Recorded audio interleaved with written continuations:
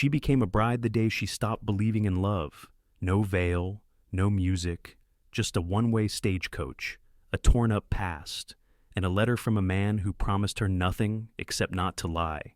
Why would a woman with no family, no child, and a heart full of bruises agree to marry a stranger in the middle of the Arizona desert?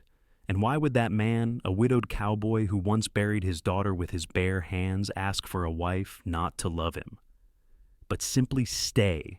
When Georgia Whitmore stepped into Dust Creek, she didn't expect safety, she didn't expect kindness, and she certainly didn't expect the man who looked at her tears and said, "You don't have to fake it with me." But silence can build something stronger than words, and grief, when shared, sometimes turns into love. So, what happens when two broken people stop pretending and start living? This is not a fairy tale. This is dust, scars, and the slow rebuilding of a soul. If you've ever wondered whether love can grow from honesty instead of romance, like, share, and subscribe to Wild West Echoes. The story begins now. The stagecoach and the dust. A woman stepped off the stagecoach into the desert heat, her eyes swollen, her hands trembling, and her future uncertain. The sun was unforgiving that day. It beat down upon the dust-covered main road of Dust Creek like it meant to erase every footprint made before noon. Wind kicked up lazy swirls of red earth, making the air shimmer, and the stagecoach's wheels left behind only broken lines in the dirt, half memories that would vanish by sunset. Georgia Whitmore placed one booted foot onto the dry, cracked ground and paused. Her dress, once a shade of dusty rose, now matched the earth around her. Dulled and tired, she held a satchel close to her chest, fingers wrapped tightly around the worn leather handle as if it were the last thread tying her to something steady. Her eyes were swollen, not from the wind, though that would have been the easier excuse. They were the eyes of a woman who had said goodbye too many times and never quite found the right way to begin again. Her cheeks were streaked with tears half-dried in the heat, but she did not lift a hand to wipe them. She had not come to Dust Creek to start over. She had come because there was nowhere else left to go. A few townsfolk lingered near the dry goods store, pretending to be uninterested, though Georgia could feel the weight of their glances. They didn't see a woman. They saw a mail-order bride, and everything they thought that meant. Her shoulders tightened. Every step forward felt like dragging a story she hadn't wanted to tell behind her. She didn't know what she expected him to look like, perhaps older, or more worn, but when Silas McCallan stepped forward from the hitching post, her breath caught slightly. He wasn't in his Sunday best, nor did he carry flowers or a welcoming smile. Instead, he looked like a man carved from the land itself, lean, sun-browned, with calloused hands and eyes the color of weathered slate. There was a stiffness to his posture, as if standing still too long made his bones ache. He tipped his hat with a quiet respect, not ceremony. Georgia waited for the words. "Welcome, Miss Whitmore, I presume, long journey." But they didn't come. He didn't say anything at all for a long moment, just looked at her. Really looked at her. And then, finally, a sentence as dry and steady as the wind around them. "You don't have to fake it with me. Just that." Georgia blinked. She almost didn't hear him the first time. It was not what she expected, not kindness exactly, but something softer, something truer. She had spent days on the road rehearsing pleasantries she didn't believe. "I'm honored. You have a fine home. I hope to be a good wife." All those pretty lies wrapped in lace and obligation, but now none of them made sense in the open sun. So she simply nodded, the satchel still pressed to her chest. Silas stepped forward then. He didn't extend a hand or offer a gentleman's escort.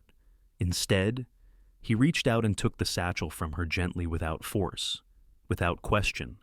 Just a gesture that said, "You've carried it long enough." And in truth, she had. The weight left her arms but stayed somewhere else, lodged between her ribs. As he turned toward the wagon, waiting a few paces away, she followed, wordless. Her boots stirred little clouds of dust with each step. She thought about saying thank you, but the words clung to the inside of her throat. The wagon was modest, wooden with a faded canopy, pulled by a pair of sturdy mules. Silas stowed the satchel beside a crate of tools, then offered her a boost-up without a word. Georgia climbed in, settling onto the creaking bench seat. The leather was hot beneath her, and the air held the scent of sweat and sun-baked wood.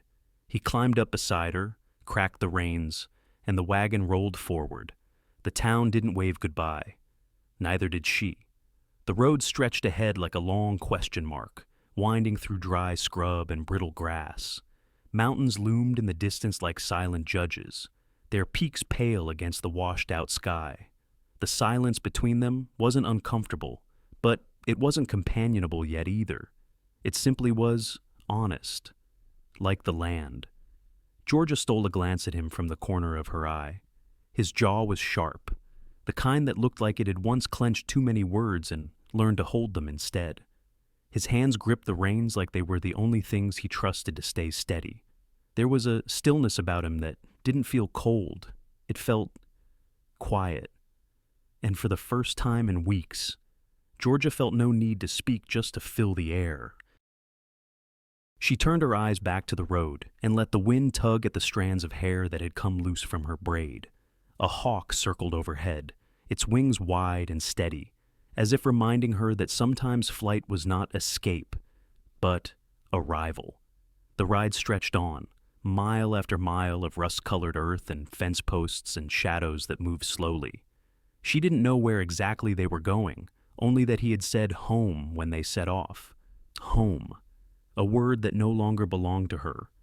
Or maybe, just maybe, it could again. As the sun lowered, casting long gold fingers across the land, Georgia allowed herself a small breath. A pause, not relief, but the first inch toward it. And though she didn't look directly at Silas, something in her softened. Not trust, not yet, but a loosening of the knot inside her.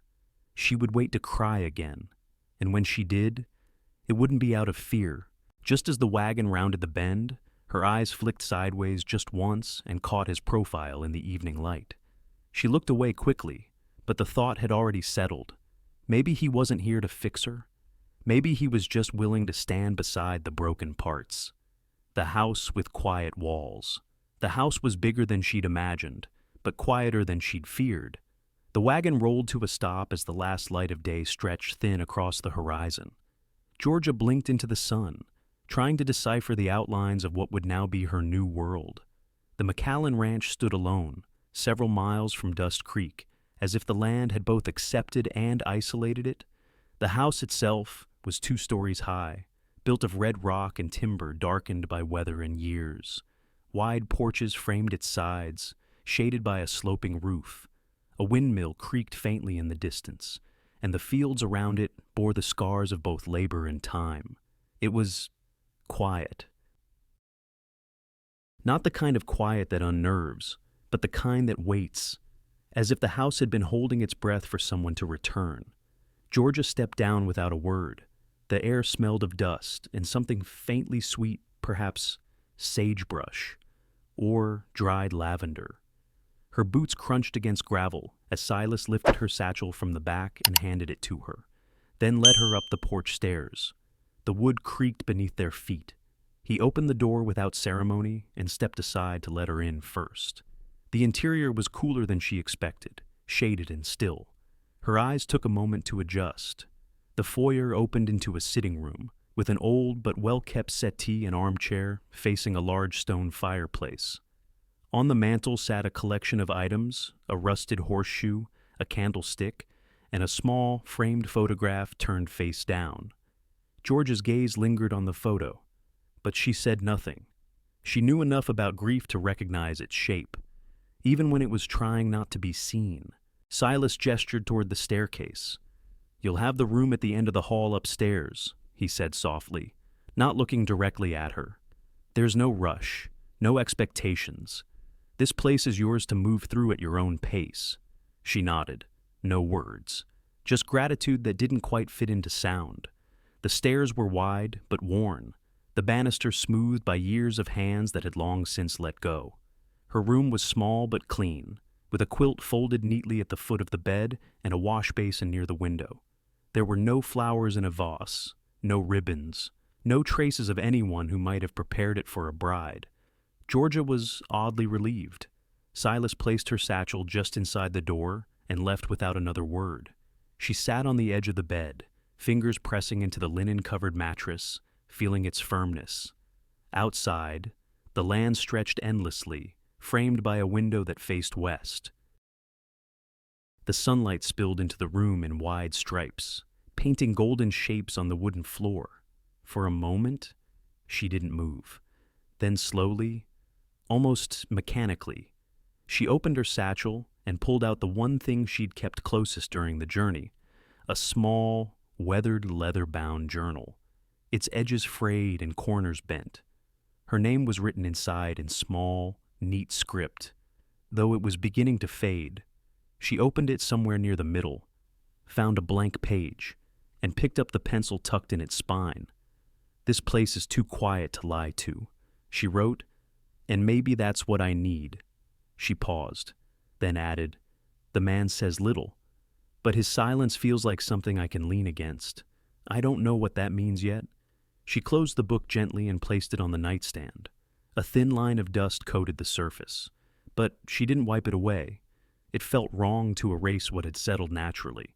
Later that evening, she walked the house, slowly, not to explore it like a guest, but to listen to it like a story.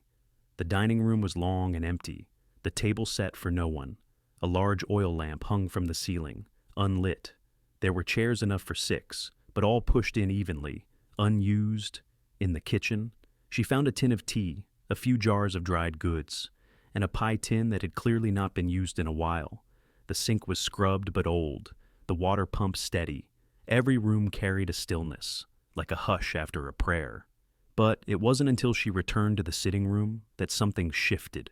There, on the table by the chair nearest the window, lay a book she hadn't seen before, not dusty, not forgotten, just waiting.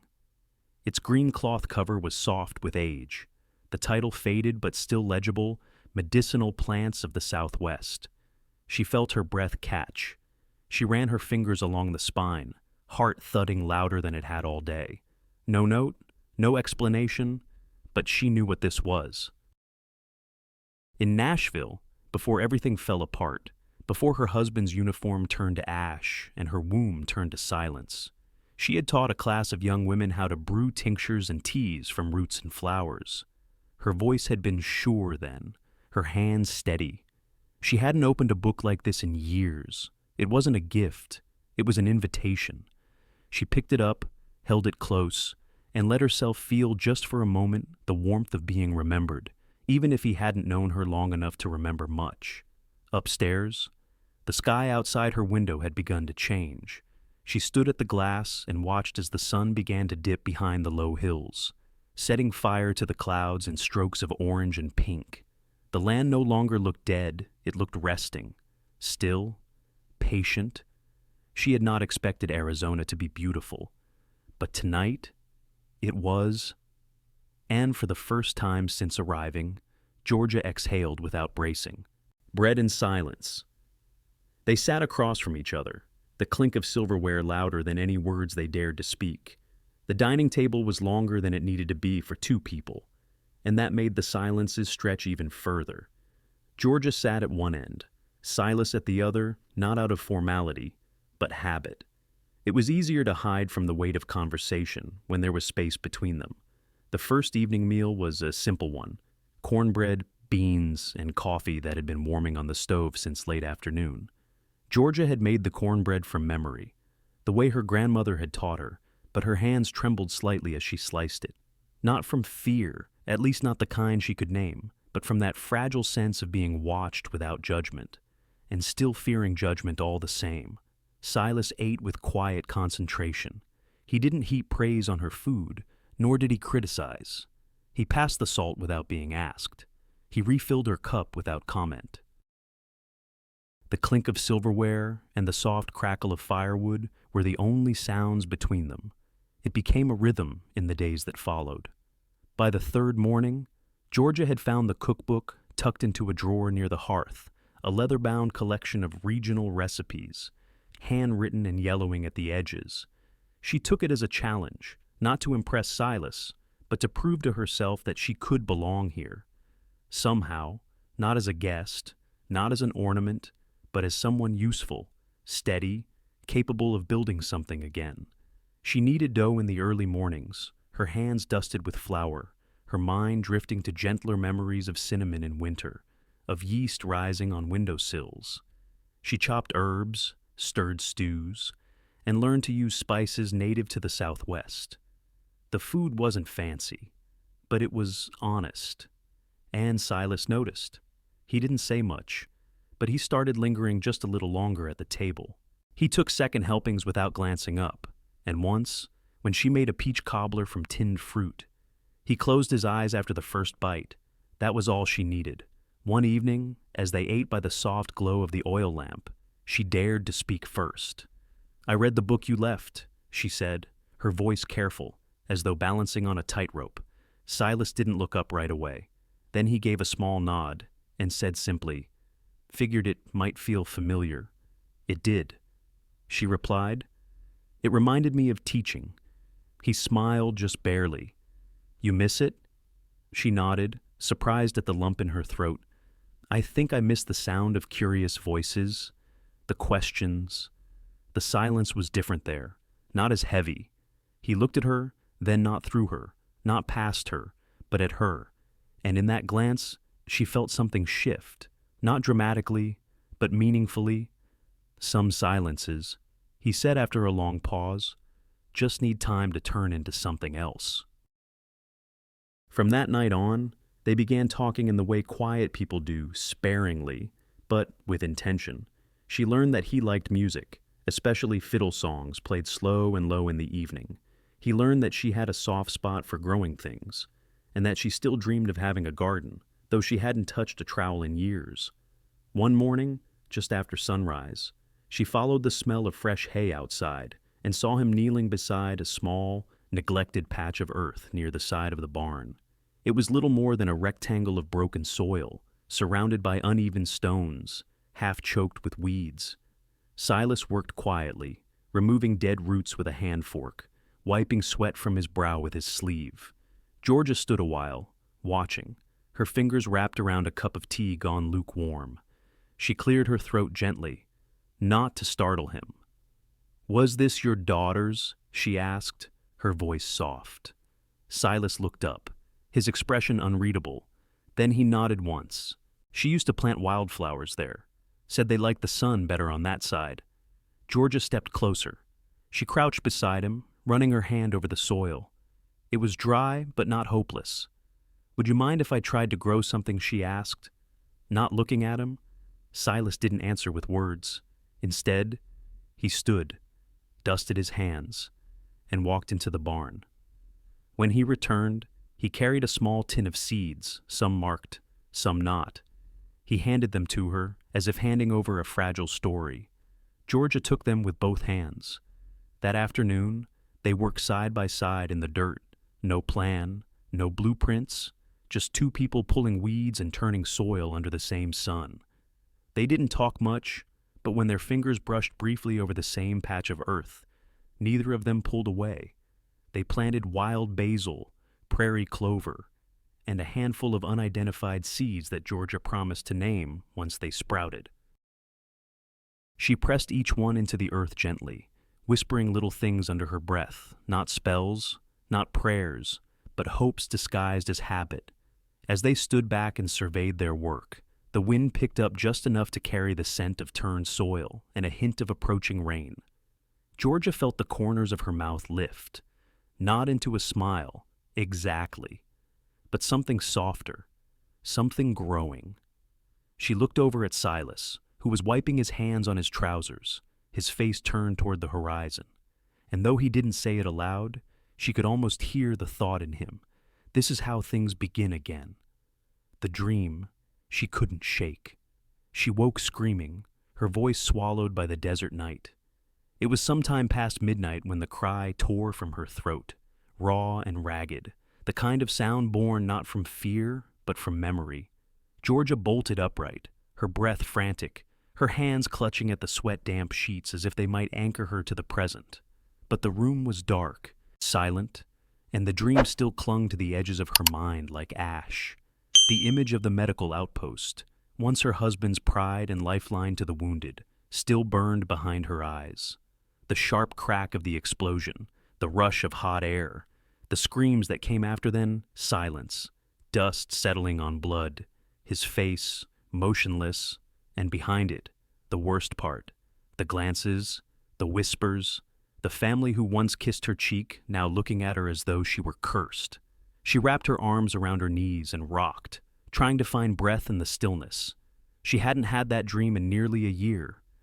And now, it had returned, as if the desert night had drawn it from the cracks inside her.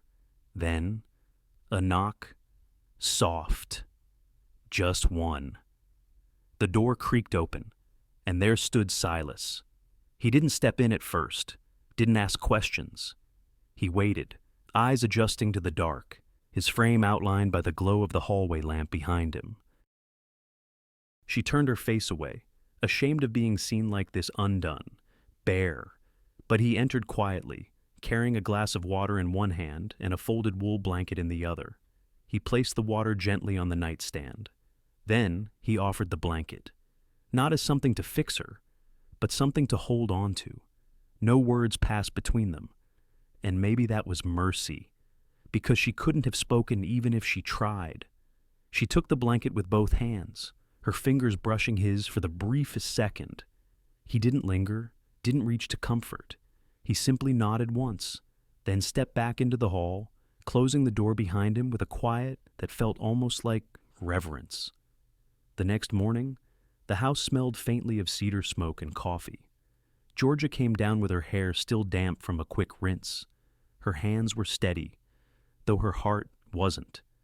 She found Silas at the kitchen table, oiling the hinge of a cabinet that had begun to squeak. It was a small task, but he moved with the care of someone doing something that mattered. She stood there for a long moment before sitting across from him. "I had a husband," she said quietly. "His name was Eli." Silas paused but didn't look up. "He died in an explosion, a careless mistake by someone else. But I was the one left behind. His family needed a place to put their grief. And they picked me." Silas tightened the screw on the hinge, slowly, patiently. "I tried to make sense of it. I told myself I'd survive, rebuild, remarry." She swallowed. "But the doctors said the blast damaged more than just skin. I can't have children." That silence returned, heavy, but no longer unbearable. "They called me useless," she continued, "not to my face, not always. But I heard it in how they stopped inviting me to things, how they stopped using my first name." When Silas finally looked at her, his expression held no shock, no pity, only quiet understanding. "I had a daughter," he said simply. "Her name was Clara." Georgia felt her breath catch. "Fever took her. It swept through the valley 5 years ago. Took my wife, too. I tried to stop it, burned linens, boiled water, prayed like hell." He paused. Didn't matter. The words hung between them, not stories traded, but wounds shown. "I'm not looking for someone to replace them," he said after a moment. "And I don't expect you to become something you're not." Georgia nodded, her throat tight. The morning light fell across the table between them, warming the worn wood and their cooling coffee.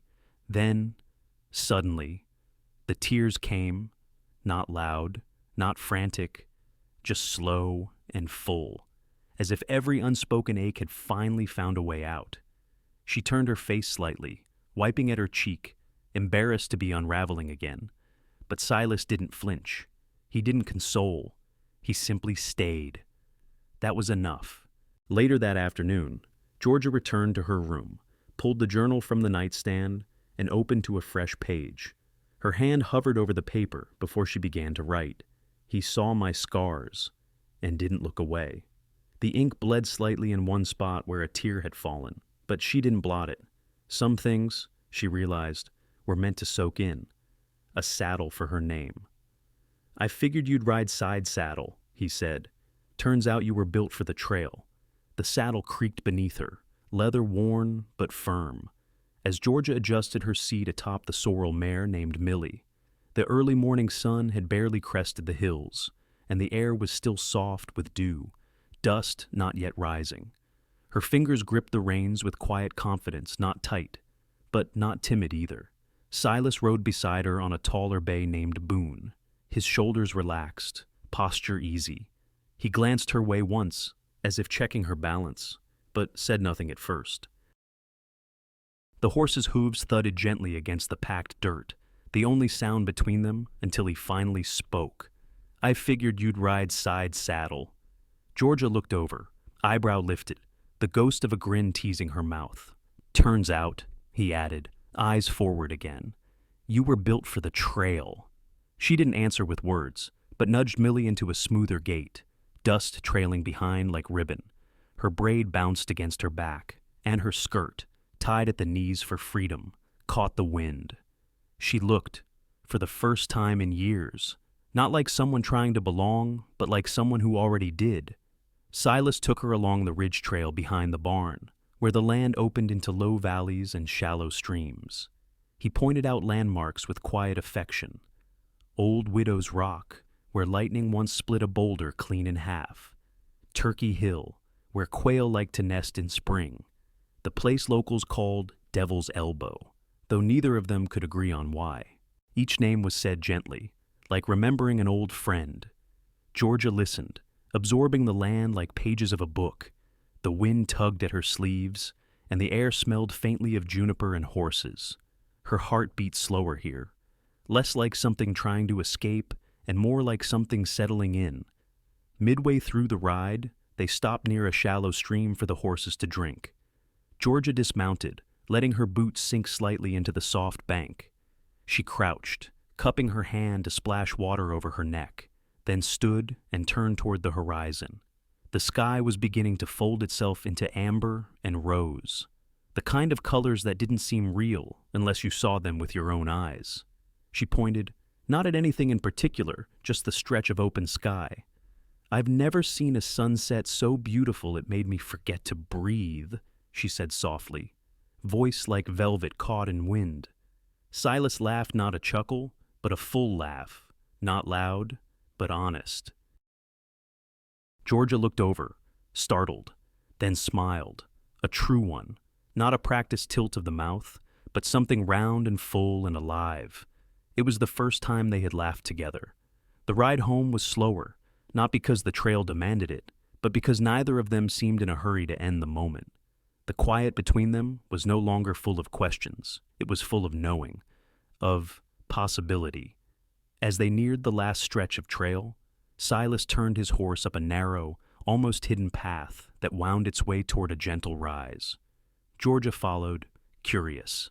At the top, the land stretched in all directions, soft hills, scattered brush, and the thin ribbon of river glinting in the last light of day. "This spot," Silas said, his voice lower than usual, "was where I planned to build a house. For Clara." Georgia didn't move. The air stilled. She wanted a view, he continued. Said she'd wake up here every morning and name the clouds. Georgia looked out. The sky was turning indigo, stars just beginning to peek through. "I never built it," he added. "Couldn't bring myself to." She didn't speak, just let the weight of his words settle. Then, quietly, Silas turned toward her.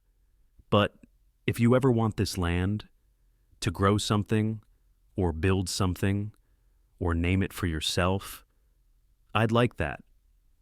Georgia's breath caught in her chest.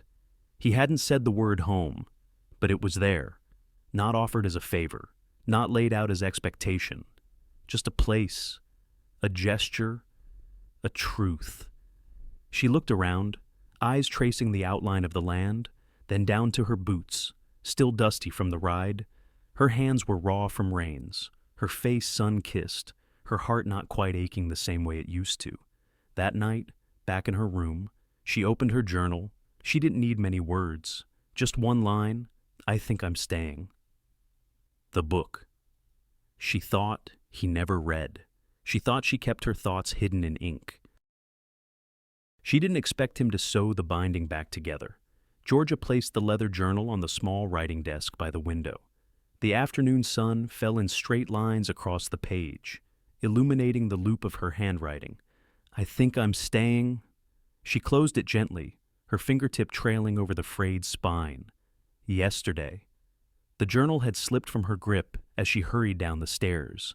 She had cursed quietly when she realized it lay face down in the dusty entryway. Pages bent, cover cracked along the binding. She'd dumped it into her satchel, heart thudding with embarrassment. That book held her unspoken truths not to be shown, certainly not fixed by someone else. But now, there it was before her, the spine carefully stitched with fine silver thread, the binding whole again, not frayed, not taped. It was an act that spoke more than words, somehow telling her she was allowed to keep writing, to keep being. She picked it up with reverence, flipping the cover open to the damaged page.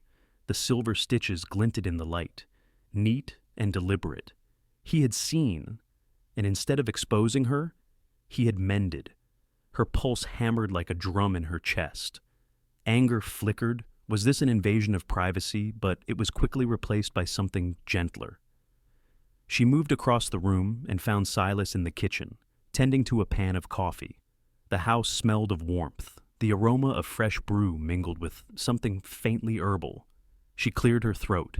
He didn't look up, but his tone softened when he spoke. Still writing. The question wasn't judgment, but curiosity. Georgia set the journal on the counter, its weight grounding. "I am," she answered simply. He poured 2 cups, placing one in front of her, and still reading me. Her breath caught, a quiet joke, but loaded with meaning. "Always," she said, eyes flicking to his reflection in the copper pot. Silas exhaled, like letting go of something heavy. There was a pause. She should say thank you?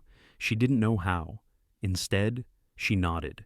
He offered the journal back to her, closing the distance between them less than an inch, but generous. That afternoon, Georgia found herself studying parts of the house she'd long ignored, rows of dusty books, a shelf of old knickknacks, and a corner by the hearth where Silas kept a few volumes. Fading for years. She realized not because he didn't want to be noticed, but because no one took notice. Her fingers brushed against a faded photograph in a frame. Silas and Clara, arms around each other, smiling beneath a wide sky. She felt an ache so familiar. She almost wrapped her arms around it like a shawl. When Silas returned, he found her standing there, tracing the smiling face of a girl who'd been gone too long. "I'm going to town Sunday," he said softly. She didn't move. "I thought, maybe you'd like to come." "Come." He nodded. "There's a few people who'd like to meet the woman. Who made your way out here?" He didn't say my wife, but he didn't need to. Her heart fluttered not with restlessness, but with something steadier. The stove's flame flickered between them. She closed her eyes, felt the quiet pulse of belonging. When she opened them again, she felt her voice firm behind her teeth. "I'd like that." They looked at each other, and the unspoken words in his eyes were enough for now. That night, Georgia wrote a short note in the journal. Simple. Sunday, for the first time in a long while. "I look forward." She closed the book, laying it gently atop the nightstand.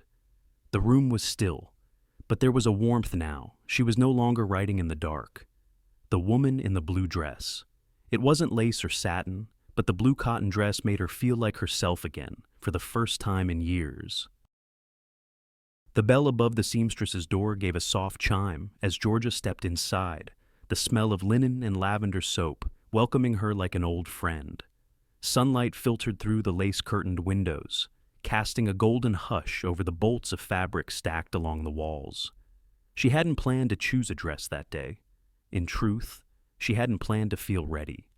But when Mary Lou Mayer Hensley's wife and a former classmate from Georgia's school-teaching days saw her across the market square and waved her over, something settled in her chest. Not pressure, not expectation, just a gentle invitation to belong.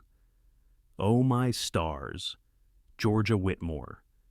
Mary Lou had gasped, nearly dropping her basket of apples. You taught biology, didn't you? At St. Genevieve's, Georgia had blinked, stunned. Yes, she said, slowly. You were 2 years below me. You had the best penmanship in the school. Mary Lou had laughed, red-cheeked and unguarded. You remembered. Within minutes, she'd linked arms with Georgia and guided her toward the seamstress's shop, chatting the whole way. The ladies have been whispering ever since Silas rode into town with someone beside him, and I told them, now, wait, that man lost a lot. Give him time. If she's here to stay, she'll let us know. Georgia didn't flinch, not anymore. Inside, rolls of fabric surrounded them, creams, ivories, gentle pinks. Mary Lou fluttered through them, holding them to Georgia's shoulder, offering opinions and anecdotes from her own wedding. But Georgia's eyes were drawn to a softer color, one that sat alone, folded neatly near the window. It wasn't ornate, no lace, no beading, just plain sky blue cotton, the kind that reminded her of Tennessee summers, open fields, and cloudless hope. She reached out and ran her hand across it. Mary Lou paused. That one's not a wedding color. Exactly. Georgia smiled, small and certain. Maybe not for some. The seamstress, a quiet woman with thimbles for earrings and eyes that missed nothing, approached and held up the fabric to Georgia's shoulder. She said nothing, just nodded once, as if confirming something unspoken. Later, on the ride home, the dress folded carefully in a paper bundle on her lap. Georgia watched the desert roll by, the horizon wide and gold. Silas glanced sideways, one hand steady on the reins. If you're willing, he said, voice even, we could speak with the pastor next Sunday. He didn't push, didn't look at her, just offered the thought like setting down a letter on a table, no pressure to open, but waiting nonetheless. Georgia didn't answer, not because she was unsure, but because the answer needed to come from somewhere deeper than words. That night, the moon was low and heavy, casting silver shadows across her bedroom floor. Georgia sat by the window, journal in her lap, pen in hand. She wrote slowly, this time, I choose love on my own terms. It was not defiance. It was release. She closed the journal and laid it beside the folded blue fabric. Her fingers lingered on both. 2 pieces of herself, ink and cotton, memory and future, finally resting in the same place. The morning broke soft and pink. She rose before the rooster crowed, washed her face in cold water, and dressed with quiet purpose. The journal sat on the table when Silas entered the kitchen, his hair tousled from sleep, his shirt unbuttoned at the collar. Beside the journal sat a blank wedding invitation, one of the kind Mary Lou had insisted she take home, just in case. Georgia had written one word in the center. Yes. Silas stared at it for a long moment, then looked up and smiled. Not the kind of smile people save for photographs or company. The kind of smile that grows when something long hoped for finally arrives. Georgia poured 2 cups of coffee and handed him one. Neither of them spoke. They didn't need to. The blue dress waited quietly in the next room, sunlight catching on its folds like the sky had already said its blessing. The ring and the rain. The rain came suddenly, but not before the ring was slipped onto her hand, warm and trembling. The morning of the wedding began with a sky too quiet to trust. The air was thick, swollen with the scent of mesquite and sage, as if the land itself was holding its breath. Birds chirped louder than usual. The dust didn't dance, it waited. Georgia stood in the small washroom just off the kitchen, fastening the buttons of her blue cotton dress one by one. Her fingers trembled not from nerves, but reverence. Each button felt like a memory sealed, a promise stitched into place. The dress didn't cling or shine.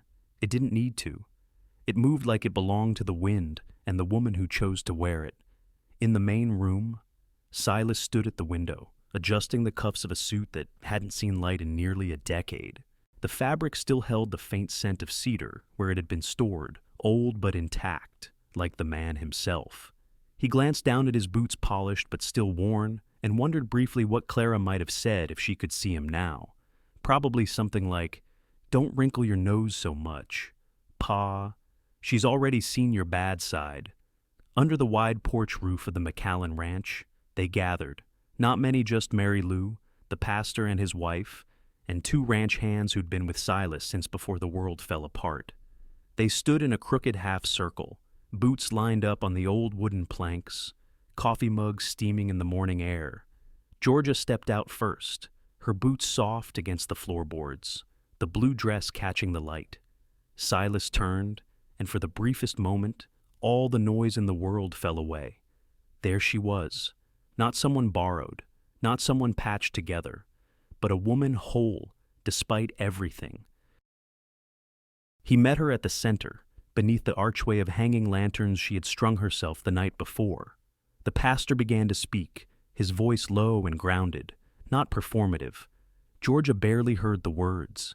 She felt everything through her skin, the way the wood creaked under their weight, the way Silas's thumb brushed the side of her palm, steady and sure, then rusty. One of the horses tied not far off let out a loud, sudden snort and stomped his foot just as the pastor read a line from Corinthians.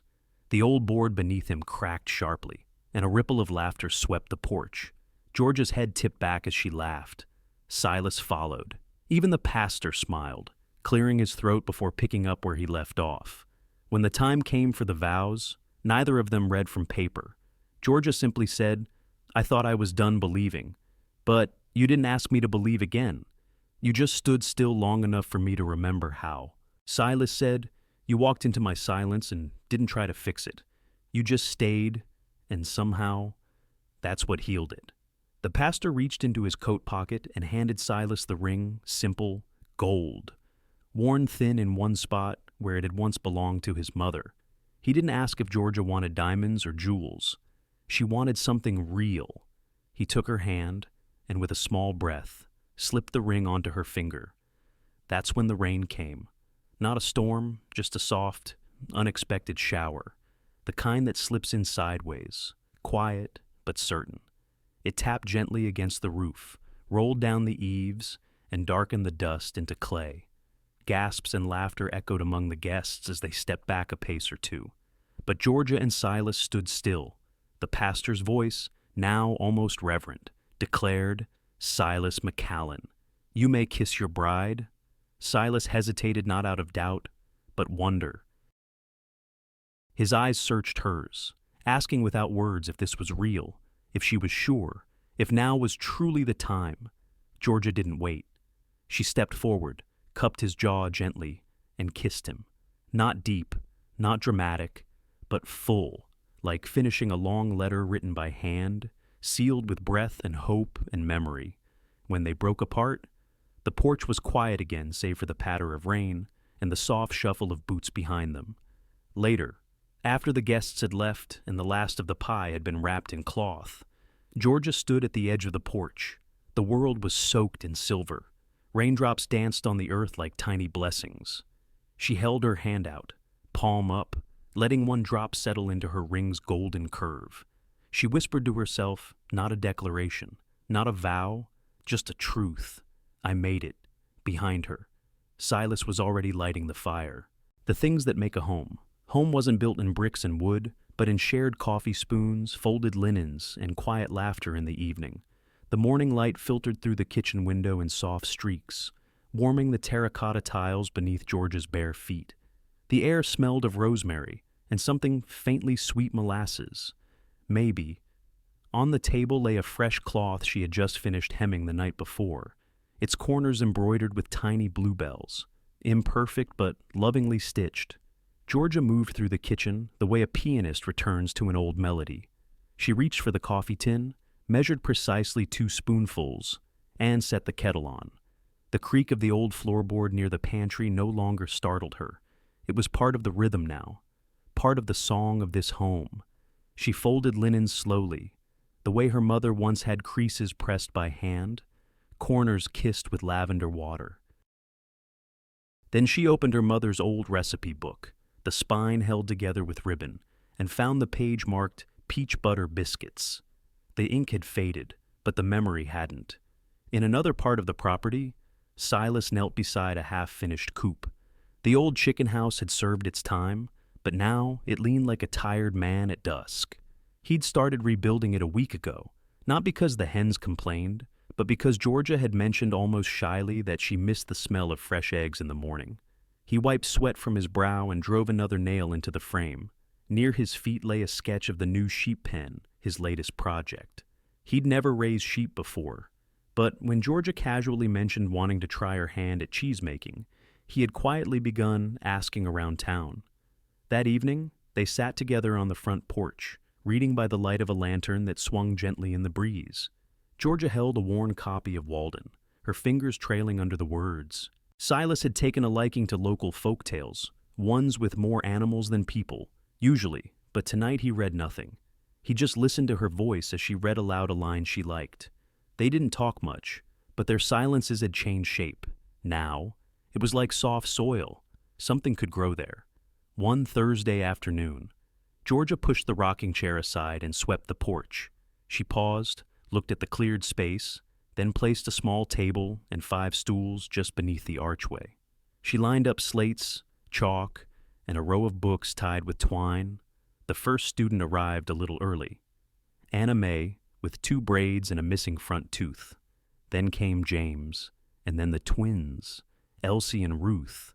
Finally, Ben, whose boots were too big and who only spoke in questions. Their parents worked the land. Their schools were hours away, or non-existent. So Georgia taught them here, under the shade of the porch, with her sleeves rolled up and her heart open. She began with letters, then words, then stories. The children were loud, curious, messy, and brilliant. Some days, Silas brought them lemonade. Other days, he watched from the barn, arms crossed, one foot propped on the rail, as Georgia crouched beside a child struggling with the letter S. One afternoon, as the wind picked up and the last of the children ran off with drawings in hand, Georgia stayed behind to gather papers. A few pages had scattered near the steps. As she reached to collect them, she noticed something tucked between the pages of her journal. Not a note, not a signature, just one line, written in Silas's careful hand. Every man deserves to come home to someone who makes silence feel safe. She read it twice, then a third time. Her fingers brushed the ink, and a smile rose slowly, not wide, but deep. That night, she didn't tell Silas she found it. Instead, she poured him coffee in his favorite cup, and they sat quietly under the sky that had begun to soften into autumn. The hens clucked softly in their new coop. The first sheep would arrive in a week. The wind rustled through the rosemary, and somewhere in the back of Georgia's mind, she began writing tomorrow's lesson plan. But for now, the porch light glowed steady. And home, she realized, was something you built slowly, patiently, out of the smallest things. The last page of the journal. She opened the last page of her journal, unsure how to end a story that had only just begun. The morning started like most others on the McAllen Ranch, cool, slow, and soaked in light that spilled golden over the floorboards. The kettle sang softly in the kitchen, and the smell of dry earth mixed with fresh-cut wood filtered through the open windows. Georgia stood at the writing desk by the window, one hand resting lightly on the worn leather journal that had followed her across miles, across grief, across time. Her other hand gently cradled the swell of her belly, small, not yet visible to others, but undeniably known to her. It wasn't planned, and yet it didn't feel like an accident either. The doctor in town had called it a surprise, a blessing, he'd said gently, careful with his words after reading her medical history. She had sat there silently, nodding once, twice only letting herself exhale when she stepped back into the bright Arizona sunlight. A child? After everything. After being told no for so many years that yes felt foreign, distant, unreal. She had walked home slowly that day, her boots dragging faint paths in the red dirt. The wind whispered through the brush as if the desert itself was weighing in, unsure whether to offer a lullaby or a warning. At the porch, Silas had been oiling the hinges on the barn door. He looked up the moment he saw her, and she didn't need to say a word. He set the oil can down and came to her, wiping his hands on a cloth. His eyes were steady, searching hers. She nodded, once. Then he simply placed his hand on her abdomen. No questions, no celebration, just a quiet gesture that grounded her instantly. He spoke just one sentence. "We don't need a child to be complete, but if we're blessed, I'll be ready." That night, Georgia didn't sleep much. She lay awake, eyes open in the dark, listening to the familiar creaks of the house, the breathing of a man she'd once thought she'd never love, and the steady thrum of her own heart finding a new rhythm. She reached for her journal before dawn. It lay open now on the desk, waiting for its final page to be written. She dipped the nib into ink slowly, her breath long and deliberate. The sun had begun its slow crawl over the hills beyond the field, casting soft lines across the window frame like the slats of a cradle. She began to write. This story began with silence, with fear, with everything broken. And now, here I sit, with hands no longer trembling, and a life not yet named waiting to grow beneath my ribs. She paused, ink drying in the shape of words more real than she had imagined. I came here thinking I had nothing left. I didn't know that sometimes. Nothing is the best place to plant something new. Outside, the sheep stirred near the back fence. The coop clucked with sleepy contentment. Boone let out a low whinny. Georgia smiled. She wrote again, her pen moving more confidently now. I am not healed because everything is perfect. I am healed because I am no longer afraid to hope. The page was nearly full, but she wasn't quite done. She added, carefully, "And if the future asks me, was it worth it? I will answer, without pause, yes." She set the pen down. Her hand hovered over the page for a moment longer before she tied the leather strap around the journal, closing it like a chapter long overdue. She rose and walked to the old drawer beneath the bookcase, the one Silas had repaired after it broke under the weight of her growing collection of notebooks. She placed the closed journal inside. Next to it lay a brand new book, its cover ivory and smooth, its pages untouched, smelling faintly of paper and promise. Georgia picked it up, opened the first page, and wrote just 3 words, "For what's next." Then she closed it, too gently, reverently, and returned it to its place. Outside, the light had shifted. It was late afternoon now. The sun stretched low over the pastures, painting the fields in molten gold.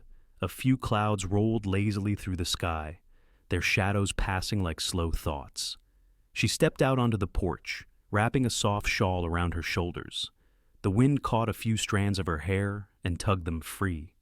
Below, Silas was walking back from the sheep pen, a quiet rhythm in his steps.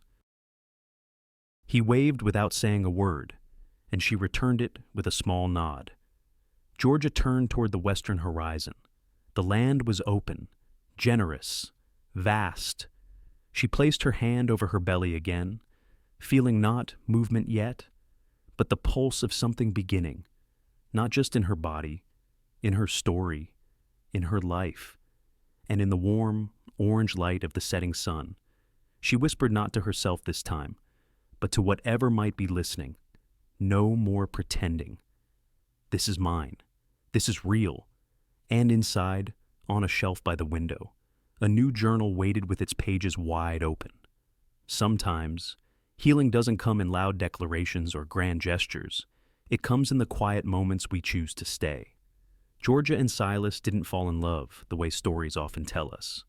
There were no sparks, no sudden epiphanies.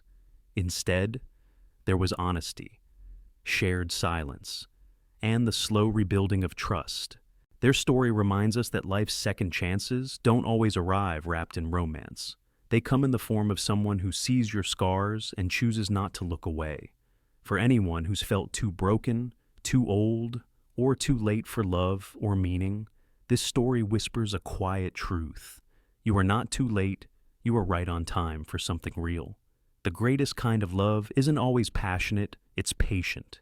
It waits, it listens, and it grows in the smallest, everyday things: a cup of coffee, a repaired journal, a gentle hand on your shoulder. So, if you're still searching for peace, purpose, or someone to share the silence with, keep your heart open. Because sometimes what saves you isn't someone who fixes you, but someone who simply sits beside you and stays.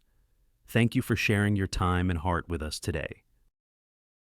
If this story touched you even just a little, please consider giving it a like, sharing it with someone who needs a little hope, and subscribing to Wild West Echoes for more soulful stories from the forgotten corners of the West. Every echo you send out brings these stories back to life. We're grateful you're here,